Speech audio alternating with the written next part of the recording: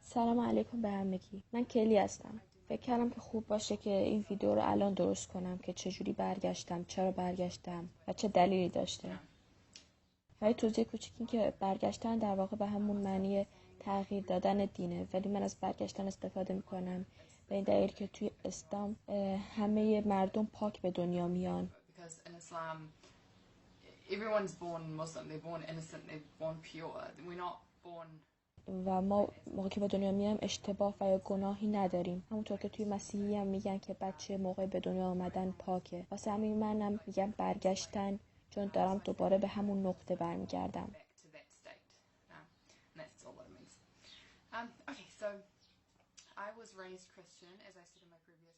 خب من مسیحی به دنیا آمدم. تو کلاس یک شنبه شرکت میکردم توی کلیسا با برادرم. یه زندگی خانوادگی عادی داشتم. مادر و پدر و 3 برادر که به نظرم یه زندگی عادیه.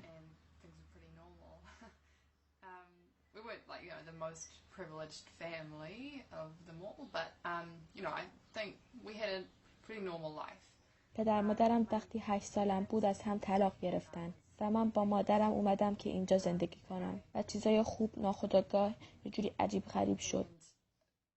و تقریبا همه خانواده از مسیحیت در اومدن به جز من. من همونطور به کلیسا میرفتم. مامانم منو تنها در کلیسا پیاده میکرد و من میرفتم و گوش میدادم و یاد میگرفتم و بعدم میمد منو برمیگردون.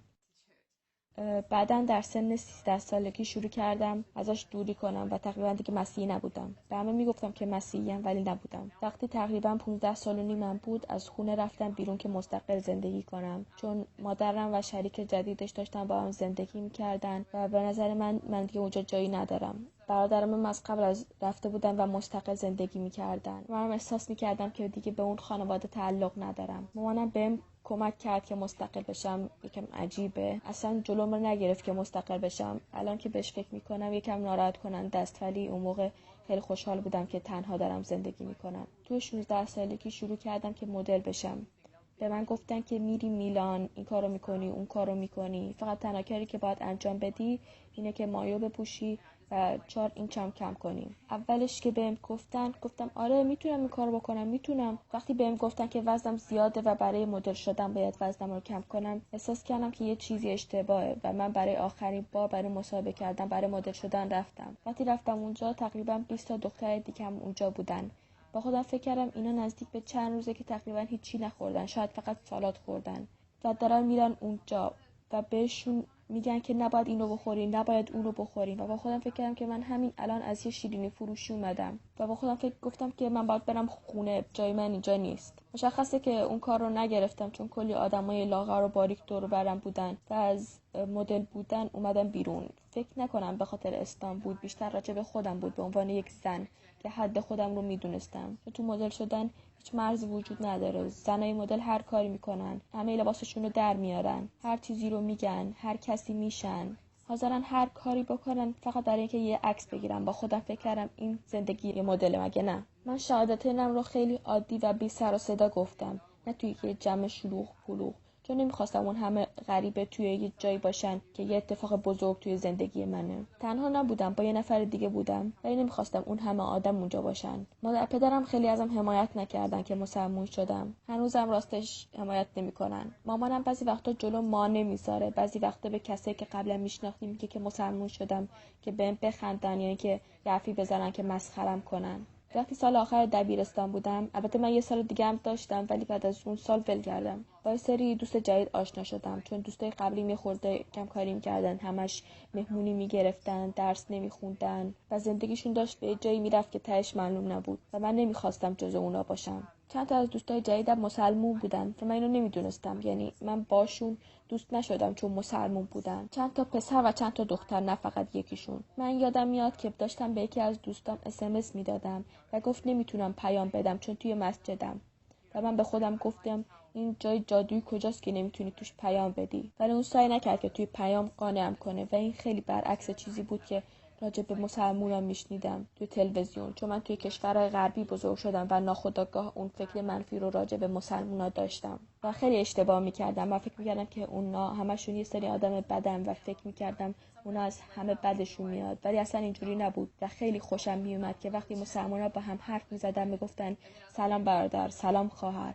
خیلی قشنگه، توش خیلی احترام هست توی دین اسلام. توی هیچ چیز دیگه ای نمیبینیم و شروع کردم به نگاه کردن و گشتن دنبال این چیزا. یه چیزای خیلی برعکس بود. بعضی روزا بیدار میشدم و با خودم فکر میکردم این یه دین و فرهنگ مسخره است که نمیخوام من این کار انجام بدم. و یه روز دیگه بیدار میشدم و با خودم فکر میکردم که چرا یه همچین فکری کردم. خیلی تغییر توش بود. پیش خودم میگفتم میخوام لباسای کوتاه بپوشم، میخوام موهامو بیرون کنم، ولی آدم تغییر میکنه، مثل من که الان تغییر کردم و خودم رو اینجوری خیلی بیشتر از قبل دوست دارم. 1 سال پیش حجاب رو پوشیدم، ولی من تقریبا هر روز که از خواب بیدار میشم باید به خودم بگم که من یه مسلمونم. اینطوری نیست که از خواب بیدار بشم و بدونم که من مسلمونم. باید هر روز به خودم یادآوری کنم. وقتی خودم رو توی آینه میبینم بدون روزتری پیش خودم میگم که نمیخوام اینو بپوشم، بعد اینو بپوشم و به خودم بگم که من یک مسلمونم، به خودم یادآوری کنم. نمیدونم که کی تموم میشه این موضوع، ولی امیدوارم که تموم بشه. شما که مسلمون به دنیا آمدید، شما هم باید هر روز به خودتون یادآوری کنید که مسلمونید، یعنی که مثلا هر روز بیدار میشید و میدونید که مسلمونید. نمیدونم، من میخوام که اینطوری باشه. میخوام که بیدار شم و بدونم که مسلمونم، به جای که مجبور باشم هی به خودم بگم. پدرم از این متنفره و هر وقت که میبینمش، که به سختی هم میتونم ببینمش، بهم میگه که من میرم به جهنم و اگه این راه ادامه بدم و میری به جهنم. پدرم مسیحیه، ولی فقط برای خودش مسیحیه، نه مسیحی واقعی. نمیره کلیسا. اون یه کتاب رو میخونه که توش نوشته که چجوری انجیل رو بخونن، که من فکر نکنم روش خوبی باشه، چون بالاخره یه آدم اون کتاب رو نوشته که چجوری انجیل رو بخونن و یکم تناقض توش ایجاد میکنه. این چیزی که من تو قرآن خیلی دوست دارم، چون فقط یک روش وجود داره، همه مسلمونا به یه روش میخوننش، نه روش‌های مختلف. بعضی این کارو میکنن، ولی تو قرآن رو میخونی و همینه که هست. من نمیتونم چیز دیگه‌ای بگم الان راجع به برگشتنم یا تغییر دینم یا هر چیزی که میخواید اسمشو بذارید، کلی دینشو به اسلام تغییر داد.